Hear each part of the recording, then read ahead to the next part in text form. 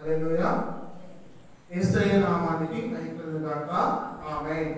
ప్రియరా, ఈ రాత్రి కాల సమయంలో ప్రభు మీతో మాట్లాడుతూ ఉన్నారు. మరి యోగు గురించి మనం గత కొన్ని వారాలుగా వాక్యం ద్వారా మరి తెలియజేస్తా ఉన్నాం. యోగు గ్రంథము 2వ అధ్యాయము 3వ వచనంలో యోగు సంగతి ఆలోచించితివా, మరి అతడు యథార్థవంతుడును న్యాయవంతుడును దేవుని యందు భయభక్తులు కలిగి చెడుతనం అనుసరించిన వాడును భూమి మీద ఇంతమంది వాడు ఎవడును లేడు. కాబట్టి యథార్థవంతుల గురించి చెప్పాను, అలాగే దేవుని యందు భయభక్తులు కలిగిన వారి గురించి చెప్పాను. ఇప్పుడు న్యాయవంతుల గురించి చెప్తున్నాను. ప్రియులారా, న్యాయవంతుడు అంటే ఈరోజు మనం మాట్లాడుతున్న అంశము న్యాయవంతుడు, జడ్జ్. ఈ న్యాయవంతుడు అంటే న్యాయమును తీర్చువాడు, న్యాయముగా ప్రవర్తించువాడు. 2 మాటలు చెప్పుకోవచ్చు. మరి ఎవరికైనా అన్యాయం జరిగితే ఆ అన్యాయాన్ని న్యాయంగా మార్చి మాట్లాడేవాడు. ప్రియులారా, మరి యోగు గ్రంథము 9వ అధ్యాయము 15వ వచనం మాట్లాడుతాడు. యోగు గ్రంథము 9వ అధ్యాయము నేను నిర్దోషినై ఉండినను ఆయనకు ప్రత్యుత్తరము చెప్పజాలను న్యాయకర్తయని నేను ఆయన బతిమాలుకున్నదగు. స్తోత్రం. హల్లెలూయా. ప్రియులారా, న్యాయకర్తని ప్రతివాదిని అని రాయండి చాప్టర్లో. అంటే నేను నిర్దోషినై ఉన్నప్పుడు ఆయనకు ప్రత్యుత్తరము చెప్పజాలను. నువ్వు ఏ పాపం చేయకపోతే, ఏ దోషము చేయకపోతే దేవుని దగ్గర ఎదురు మాట్లాడు. నా సంగతి అంతా ప్రభువుకి తెలుసు, నేను ఇంకా ఆయనకి ఏం చెప్పాను, నేను నిల్చున్నది తెలుసు, కూర్చున్నది తెలుసు, నిద్రించినది తెలుసు, లేచినది తెలుసు, సంచరించినది తెలుసు, మాట్లాడినది తెలుసు. ఇంకా ఆయన దగ్గరికి వచ్చినప్పుడు ఇంకేమైనా ప్రత్యుత్తరం ఇస్తా? నేను ఏమని మాట్లాడతా? ఆయన న్యాయాధిపతి, న్యాయానికి కర్త. నేను ఆయన దగ్గర బతిమాలుకుంటా, ప్రభువా నేను ఏ అన్యాయం చేయకపోయినా కానీ నా ఆస్తి పోయింది, నా పిల్లలు పోయారు, నా పంట పోయింది, నా పశువులు పోయినాయి, నా గొర్రెల మందలు, మేకల మందలు, ఎడ్ల మందలు మొత్తం కూడా పోయినాయి, చెరువుల పంట దోసుకుని పోబడింది, నాకైతే ఒక కుదరని రోగం వచ్చి చీము నెత్తులతో బాధపడతామన్నాను. నేను నిర్దోషినే కదా. నీ దగ్గర ఏం మాట్లాడతాను, ఏం ప్రత్యుత్తరం ఇస్తాను? అయినా కానీ న్యాయకర్తమైన నీ దగ్గర నేను బ్రతిమాడుకుంటున్నా కదా. నాకు ఎందుకు ఈ కీడు సంభవించింది, ఈ అనాయించం సంభవించింది, ఈ అన్యాయం సంభవించింది అని నేను బ్రతిమాడుకుంటున్నాను, గోజాడుకుంటున్నాను. న్యాయకర్తమైన దేవా, నేను మొదలుపెట్టినప్పుడు ఆయన నాకు ఉత్తరం ఇచ్చినను, ఆయన నా మాట ఆలకించినని నేను నమ్మజాలని అంటాడు. నేనైతే మొదలుపెట్టానయ్యా, కానీ మొదలుపెట్టిన వినే దేవుడు కదా. ఒకవేళ నువ్వు వినలేదేమో, అది నా పొరపాటే, నేను చిన్నగా మాట్లాడేదేమో, అర్థం కాకుండా మాట్లాడేదేమో. మరి అది నీవు ఆలకించావని చెప్పి అనుకోవడం లేదయ్యా, నేను నమ్మకాలను లేదు. ఆలకిస్తే నాకు సమాధానం వస్తుంది, కానీ ఆలకించలేదని చెప్పి నేను అనుకుంటున్నాను. దయచేసి ఈ దీనదాసుల యొక్క మనను ఆలకించి నా పక్షం నీకు న్యాయకర్తగా ఉండి సహాయం చేయదేవని చెప్పి యోగు దేవుని యొక్క ప్రజలు అనుకుంటున్నాను, గోజాడుతున్నాను. ఆయన అన్నాడు, ఆయన ఆలకింపక పెనుగాలి చేత నన్ను నలగొట్టుచున్నాడు. నాకు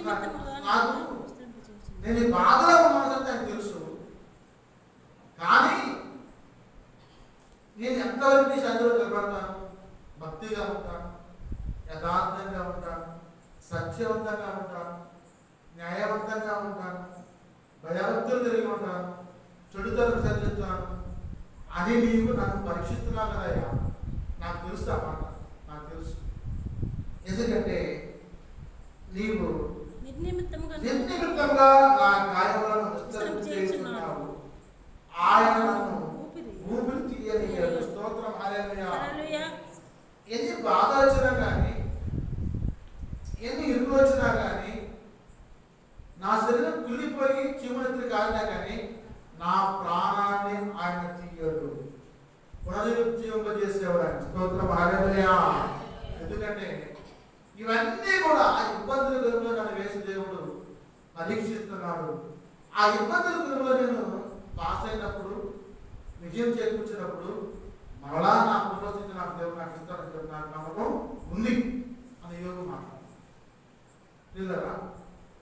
చూడండి, దావీదు కీర్తనకారుడు అంటాడు 50వ అధ్యాయం 6వ వచనంలో, కీర్తన 56 పరిశీలించండి. 50వ అధ్యాయం 6వ వచనం, దేవుడు తానే న్యాయకర్త అయి ఉన్నాడు. దేవుడు తానే న్యాయకర్త అయి ఉన్నాడు. ఆకాశం ఆయన నీతిని తెలియజేయును. ఆకాశము ఆయన నీతిని తెలియజేయును. స్తోత్రం, హల్లెలూయా. ప్రభు అంటున్నాడు, ఆసాపు కీర్తనలో మాట్లాడుతాను, ఆసాపు పిల్లలు మాట్లాడుతూ అంటాడు, దేవాది దేవుని యెహోవా ఆజ్ఞయించుచున్నాడు. ఆయన ఆజ్ఞయిస్తున్నాడు. దేవాది దేవుడు, దేవుడికే దేవుడు. తూర్పు దిక్కు మొదలుకొని పడమ దిక్కు వరకు భూమి నివాసులను రమ్మని ఆయన పిలుచుచున్నాడు. స్తోత్రం, హల్లెలూయా. రండి రండి సునియోదకు రమ్మనుచున్నాడు. రండి రండి యేసుని యొద్దకు రమ్మనుచున్నాడు. ప్రయాసపడి భారము మోయువారుల, ప్రయాసపడి భారము మోయువారుల, ప్రభుని చెంతకు పరుగెడి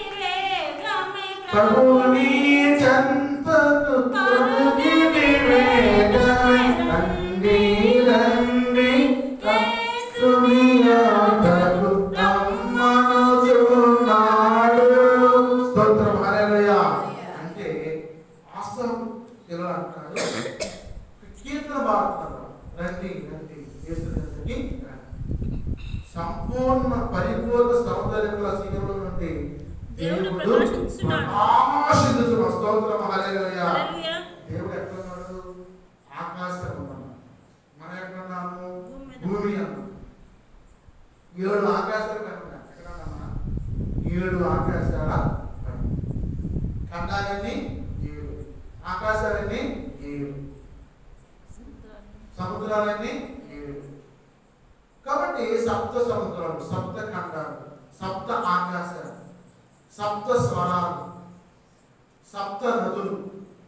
కాబట్టి దేవుడు తన పనంతరియు పూర్తి చేసి 7వ దినమున విశ్రమించాడు. ఆయన మాట్లాడుతూ ఉన్నాడు, మన దేవుడు వేయించేయుచున్నాడు, ఆయన మౌనముగా ఉన్నాడు. నా దేవుడు వస్తున్నాడమ్మా, వేగంతో ఉంటే హల్లెలూయా, హల్లెలూయా.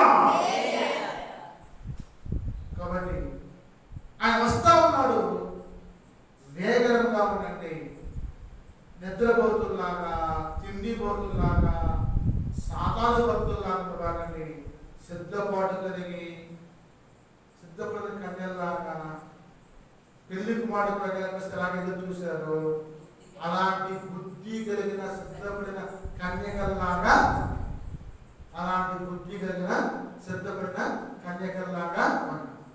మరి బుద్ధి కలిగిన కన్యకలు ఎవరు సిద్ధపడతారండి?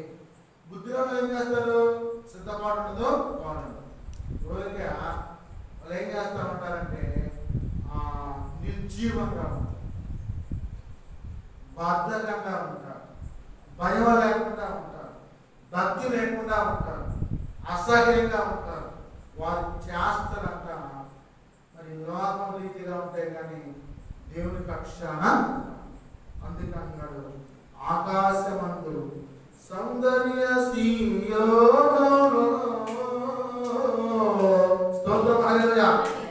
వేసుకున్నాడండి సౌందర్య శీలు. ఆ సౌందర్య శీలులాగా ప్రకాశించుచున్నాడు మన దేవుడు, వేచేయుచున్నాడు ఆయన మౌనముగా. ఇందాక అంటున్నాడు నా ప్రార్థన ఆయన ఆలకిస్తే మౌనంగా ఉంటాడు, నా ప్రార్థన ఆయన ఆలకించలేదు. ఆయన న్యాయాధిపతి, న్యాయానికి కర్త. కాబట్టి నేను ఇంకా నాలో పొరపాటుందేమో, తప్పు ఉందేమో, ఒకసారి నేను పరిశీలించుకోవాలని చెప్పి యోగు మాట్లాడు. అప్పుడు దేవుని యందు మనం భయభక్తుల గురించి గత వారం చెప్పుకున్నాం. దేవుని యందు మనకు భయభక్తులు ఉంటే మొట్టమొదటి మాట ఏం చెప్పాను? జీవపు తెలివికి జ్ఞానానికి చెడుతనాన్ని అసహించుకుంటాం, వినయానికి ప్రతిఫలంగా ఉంటాం, యథార్థంగా ప్రవర్తిస్తాం, బహుధైర్యాన్ని కలిగి ఉంటాం, దీర్ఘాయుకి కాము. మనం దేవుని అందరూ భయభక్తులు ఈ 10 అంశాలను దేవుడు మనకి ఇవ్వడం కోసం సిద్ధంగా ఉన్నాడు. న్యాయవంతులైన దేవుడు ఏం చేస్తారంటే న్యాయానికి కర్త ఆయన మాట్లాడుతున్నాడు వాక్యం ద్వారా.